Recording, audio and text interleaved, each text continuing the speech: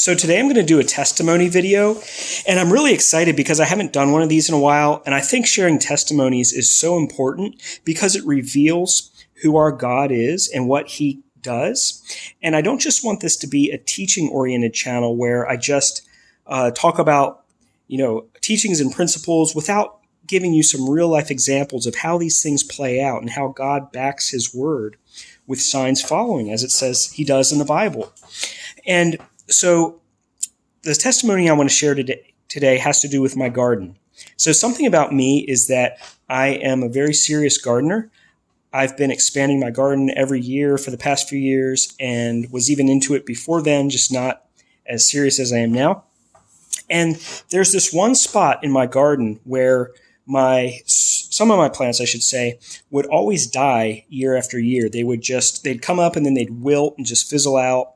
Things like cucumbers, tomatoes, but they would grow well in other parts of my garden. So this year, I was all excited. I planted a second round of cucumbers in that location that I'm mentioning, and then sure enough, same thing happened.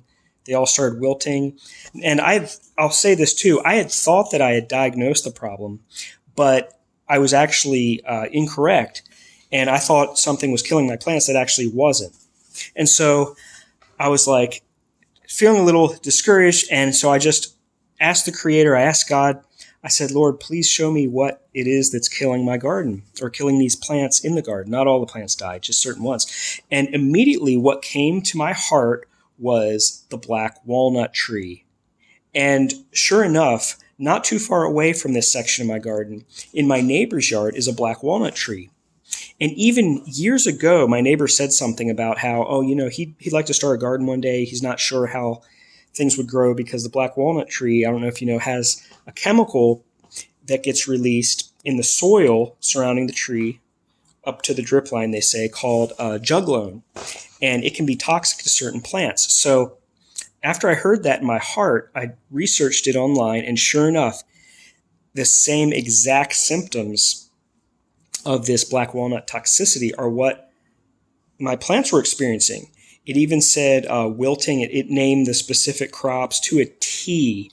And I'll even add this. It even said that in tomatoes, the symptoms mimic that of another tomato disease, which I actually know how to test for. And I tested for it, and it wasn't that disease. So it was just like the perfect answer. And even though my plants still got damaged, I didn't even care. I was just like so happy that I heard from God. And this has happened to His glory many times, where I'll ask Him something, I'll get an answer, and I'll share more about that in other videos. But I just want to encourage you that God cares about you and cares about the details of your life and wants to speak to you. He loves it when we come to Him. And I heard one preacher give this analogy. How would we like it if whenever our kids got hurt or whenever our kids had a problem, they looked at us, but then they ran past us and went to someone else for help?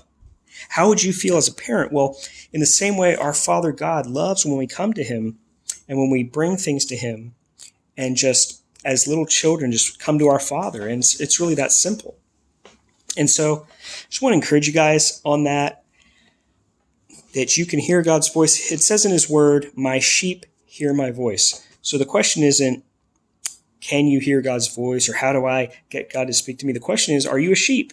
If the answer is yes, if He's your shepherd, then you do hear His voice. You might not recognize it. It often comes in the form of a spontaneous thought. I'll tell you that. Like when I prayed and asked God what was harming my plants, I got this spontaneous thought. It wasn't in line with my present stream of thought. It's more like an interruption or an interjection.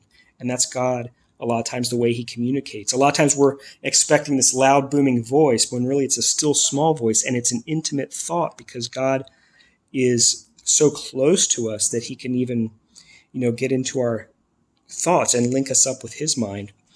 And so just wanted to share that, and I'm almost at the 5-minute mark. So I'll talk to you again soon. Thanks for listening. Bye.